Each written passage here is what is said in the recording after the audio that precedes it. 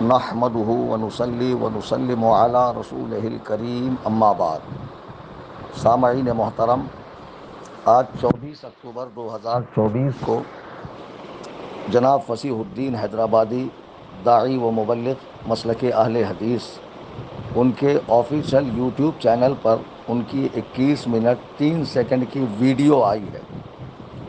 جیسے ہی وہ ویڈیو پر میری نظر پڑی، میں نے بالاستیعاب اس کو سنا اور میں نے کہا اس کا فوری جواب ریکارڈ کر کے میں اپنے آفیشیل واٹس ایپ چینل سنی جمعیت الاحناف میں ڈال دوں، اور اس میں جو یوٹیوبرز ہیں یا انسٹاگرام وغیرہ چلانے والے حضرات ہیں، ان کو میری اجازت ہے کہ اسے ویڈیو کی شکل دے کر اپنے اپنے چینل پہ اپلوڈ کر سکتے ہیں۔ خیر، گزشتہ مرتبہ وہ قرآن کریم ہاتھ میں لیے ہوئے تھے، اب قرآن کے بعد باری آتی ہے حدیث کی، تو وہ ڈائریکٹ حدیث کو چھوڑ کر، فقہ کو چھوڑ کر، علم تصوف کی کتاب غنیۃ الطالبین حضرت شیخ عبد القادر جیلانی رحمۃ اللہ علیہ کی، اسے ہاتھ میں لیے ہوئے تھے۔ اور اس میں انہوں نے کہا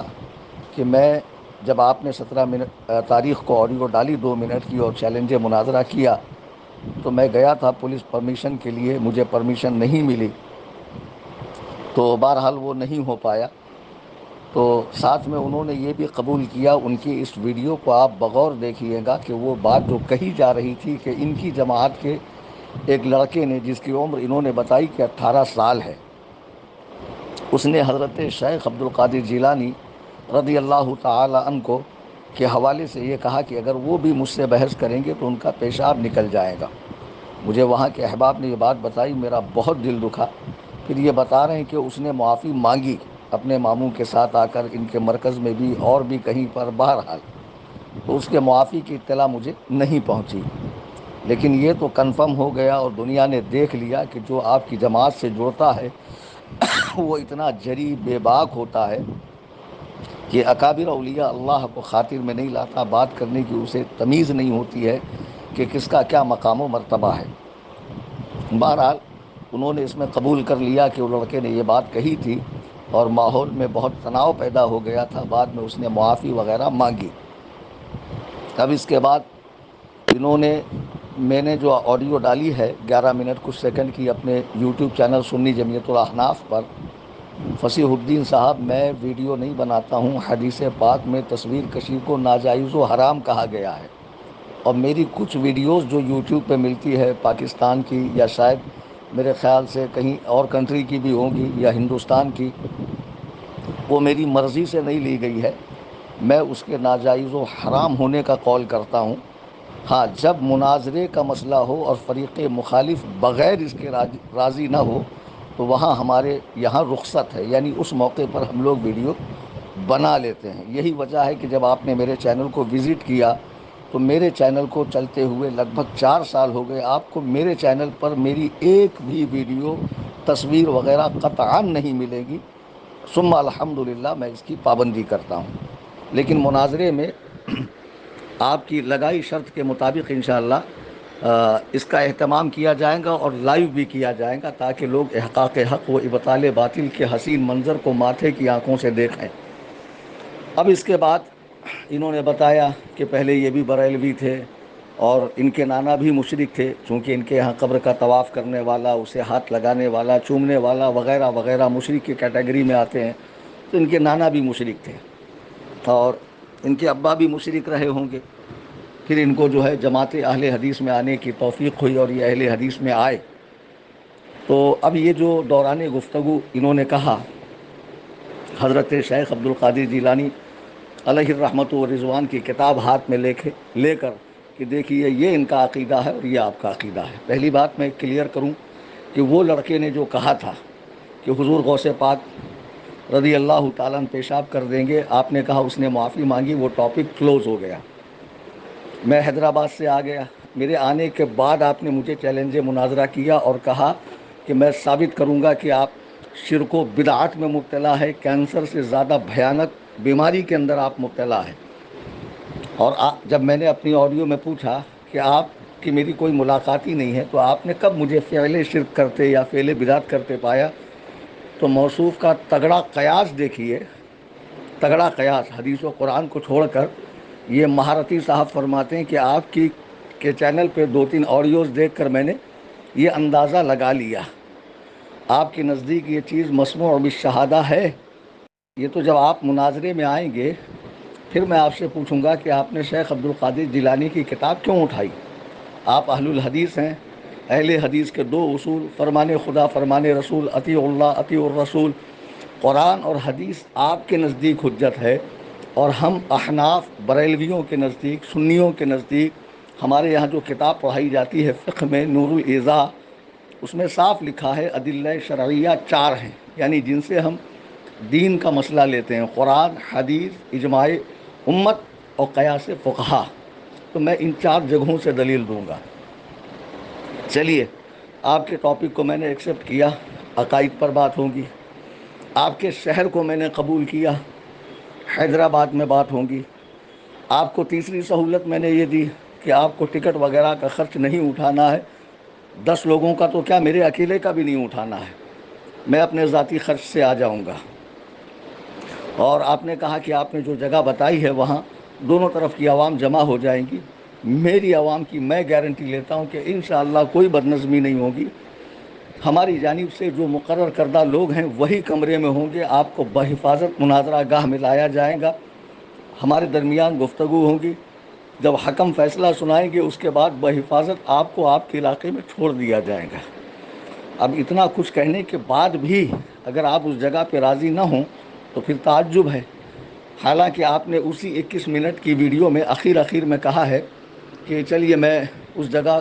کو قبول کر لیتا ہوں اگر اس کے علاوہ آپ کے پاس کوئی انتظام نہ ہو۔ اس جگہ کو چننے کا مقصد یہ تھا، مرکز اہل سنت ایرا کنٹا کہتے ہیں شاید، اولڈ سٹی حیدرآباد میں، جو شہباز دکن مفتی مجیب علی رضوی علیہ الرحمہ نے قائم فرمایا ہے، کہ وہاں ایک بہت بڑا ادارہ ہے اور وہاں تمام علوم و فنون کی کتابیں جو دوران بحث ہمیں لگیں گی بآسانی مل جائیں گی،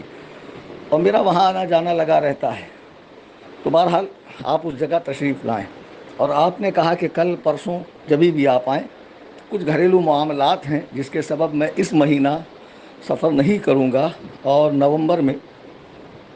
کچھ تاریخیں دی ہوئی پروگرام کی، تو میں 15 نومبر کو حیدرآباد آؤں گا انشاءاللہ 2024 تک، اور تب تک اس کی تشہیر بھی ہو جائیں گی انشاءاللہ اچھے سے۔ آپ چینل کا تھمبنیل وغیرہ بنا کر ڈال دیجئے، لوگ ابھی سے انتظار میں رہیں گے۔ میں اہل سنت کے احباب سے گزارش کروں گا کہ سب اس کو لائیو سنیں، خود حیدرآباد میں رہنے والے اور مرکز اہل سنت کے قرب و جوار میں رہنے والے بھی اسے لائیو سنیں، مناظرہ گاہ میں نہ آئیں، ٹھیک ہے؟ اور اہل حدیث عوام کو آپ کنٹرول کیجئے۔ خیر، میں 15 کو آؤں گا، اگر 15 کی تاریخ آپ کو منظور نہ ہو، اس تاریخ میں آپ کہیں مصروف ہوں، تو پھر آپ ایک کام کیجئے کہ 25 نومبر کے بعد، نومبر کا پورا مہینہ، دسمبر کا پورا مہینہ، جنوری کا پورا مہینہ، فیب کا پورا مہینہ، اس میں سے جو آپ کی سہولت ہو آپ بتائیے کہ کلیم حنفی میں آپ سے اس تاریخ میں مناظرے کو ریڈی ہوں۔ انشاءاللہ یہ عاجز، یہ فقیر، یہ حقر اپنے ذاتی کرائے سے حیدرآباد پہنچے گا، مرکز اہل سنت میں آپ 10 احباب کے ساتھ آئیں، اور مناظرے کا ٹاپک عقیدہ ہی ہے۔ مجھے بڑا افسوس ہو رہا ہے، ابھی آمنا سامنا ہوا نہیں، شرائط مناظرہ طے نہیں ہوئی، آپ ابھی سے دلیل دینے لگے۔ آپ سوچ رہے ہیں کہ شیخ عبد القادر جیلانی رحمہ اللہ کی کتاب اگر میں دکھا دوں گا تو کلیم حنفی حیبت کھا جائے گا کہ استویٰ علی العرش کے حوالے سے ان کا عقیدہ یہ ہے اور آپ کا عقیدہ دوسرا ہے۔ ہنوز دلی دور است، مناظرے میں کتاب اللہ، حدیث رسول اللہ، اس کے بعد آثار صحابہ، اور اس کے بعد ہمارے نزدیک جو چیز حجت ہے وہ آپ پیش کریں گے۔ اور غنیت الطالبین ان کی کتاب ہے یا نہیں ہے؟ آپ نے وحی الہی کی طرح اسے یہ کیوں سمجھ لیا کہ یہ انہی کی کتاب ہے؟ اس پر بھی بحث ہوگی، آپ ٹینشن مت لیجئے۔ اور عقیدہ استواء علی العرش پر آپ کے نزدیک قرآن کی دلیلیں کم پڑ گئی؟ کیا آپ نے قرآن کھول کر نہیں دکھایا کہ دیکھیے قرآن میں ایسا ہے اور آپ کا عقیدہ ایسا ہے؟ اور جو باتیں آپ نے میری طرف منسوب کی کہ قبر کا طواف کرنا، اسے ہاتھ لگانا، اسے چومنا، تو میں آپ کو بریلوی مسلک بتاؤں گا کیا ہے۔ دراصل کیا ہے کہ دکن میں اہل بدعت بہت زیادہ ہیں کہ جن کے رد کے لیے ہمیشہ میں آتا ہوں۔ فصیح الدین صاحب، آپ میرے چینل کو ٹھیک سے وزٹ کیجئے، اور میری ایک تقریر ہے بابا پارٹی کا آپریشن، اس کو سنیے، کیا کوئی غیر مقلد اور اہل حدیث عالم رد کرے گا بدعاتیوں کا جو میں نے کیا ہے؟ آئی سمجھ میں بات؟ تعزیہ داری کی، قبروں پہ طواف کی، سجود کی، اور اسی طرح ناڑے گھوڑے دھاگے وغیرہ باندھنے کی، بہت ساری چیزیں، آراس میں ہونے والی غیر شرعی رسموں کو، اور شادی بیاہ میں غرض کے شعبۂ زندگی میں جتنے معاملات آتے ہیں جس میں لوگوں نے قرآن و سنت کی پیروی چھوڑ کر یہ ہندوانہ رسموں کو اپنایا ہے، ان سبوں کا میں رد کرتا ہوں۔ اور آپ نے میری جانب شرک کا الزام لگایا ہے اور دلیل دی ہے کہ آپ کی کچھ آڈیو سے یہ بات پروف ہو گئی، تو آپ ضرور مناظرے میں اسے ثابت کریں گے۔ اور جسے آپ شرک کہہ رہے ہیں وہ فی الواقع شرک ہی ہے، یا درجہ کفر میں ہے، یا درجہ حرام میں ہے، یا درجہ کراہت میں ہے، یا درجہ اطاعت میں ہے۔ یہ ساری چیزیں میں آپ کو مناظرے میں بتاؤں گا، آپ ٹینشن مت لیجئے۔ آپ کہہ رہے ہیں نا بہت سے بریلوی فضلاء سے آپ کی ملاقات ہوئی، کلیم حنفی سے نہیں ہوئی ہے۔ الحمدللہ ہم نے مدارس میں باقاعدہ 18 سال کا وقت لگا کر سند حاصل کی ہے، سمجھ میں آئی بات؟ یہاں وہاں 2-4 مہینے کا کورس کر کے ڈپلومہ نہیں لیا ہے، اللہ کا شکر ہے۔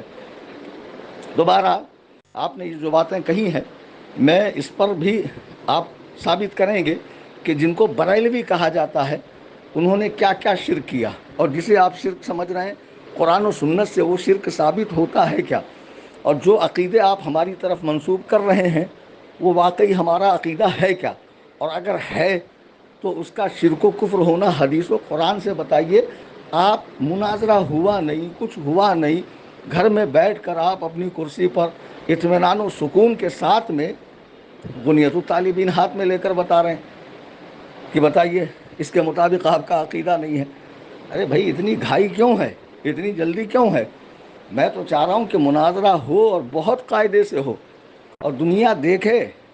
کہ جو کہتے ہیں کہ کلیم حنفی صرف ٹیلی فونک مناظرہ کرتا ہے، روبرو بیٹھنے کی اہلیت نہیں ہے، انشاءاللہ دنیا دیکھیں گی۔ تو بہرحال ٹاپک آپ کا کہ میں شرک و کفر میں مبتلا ہوں، وہ بحث تو چھوڑ دیجیے، آپ نے کہا اس نے معافی مانگی، آپ کے ذریعے مجھے اس کا علم ہوا، تو بہرحال وہ تو بحث ہی نہیں رہی۔ میں آیا تھا، میں نے رد کیا، میں چلا گیا، اس کے بعد میری کوئی آڈیو نہیں تھی، آپ نے مجھے چیلنج مناظرہ دیا، اور چیلنج مناظرہ کے اندر 5 منٹ کی کچھ ویڈیو کے اندر آپ نے میری جانب کینسر سے زیادہ موذی مرض شرک و بدعت میرے اندر آپ نے بتایا ہے، اور بریلوی جو ہے پوری جماعت، پورا مسلک بریلویوں کا شرک و کفر کے اندر مبتلا ہے، تو آپ مناظرے میں اسے ثابت کریں گے، اور پہلے بیٹھک ہوگی، اور پہلے بیٹھک میں شرائط مناظرہ طے ہوگی، ٹھیک ہے؟ اور ہمارے جو صدر ہیں، ہمارے جو میر کارواں ہیں، وہ شہزادہ شہباز دکن حضرت علامہ سہیل میاں قادری دامت برکاتہم ہوں گے، اور بحیثیت متکلم مناظر میں رہوں گا، اور معین کا انتخاب بعد میں کیا جائے گا، اور یقیناً اہل الحدیث کی جانب سے آپ ہی مناظر و متکلم رہیں گے۔ آپ اپنے ساتھ اپنے معین کو لائیے، 10 افراد میں جن کو لانا چاہیں لے کر آئیے، اور جو کتابیں آپ کو لگ رہی ہیں آپ اس کو لے کر آئیے۔ آپ کی قیام گاہ سے مناظرہ گاہ تک لانا، اور مناظرہ گاہ سے آپ کی قیام گاہ تک لے جانا، یہ ہمارے ذمہ ہے۔ 15 تاریخ میں نے آپ کو دی ہے نومبر کی، کہ یہ فقیر 15 تاریخ کو انشاءاللہ حیدرآباد کی سرزمین پر حاضر رہے گا، جمعہ کا دن ہے، تو جمعہ کا دن ہے، ظاہر سی بات ہے بعد نماز عشاء کا وقت یہ زیادہ موضوع ہے، یا بعد نماز جمعہ کا، تو انشاءاللہ میں حیدرآباد میں حاضر رہوں گا۔ اگر یہ تاریخ آپ کو منظور نہ ہو تو پھر 25 نومبر کے بعد جو تاریخ آپ دینا چاہیں دیں، انشاءاللہ یہ فقیر حاضر رہے گا۔ اللہ تبارک و تعالی ہم سب کو قبول حق کا جذبہ عطا فرمائے، اور مسلک حق پر ثابت قدم رکھے، آمین ثم آمین، بجاہ النبی الکریم صلی اللہ علیہ وسلم۔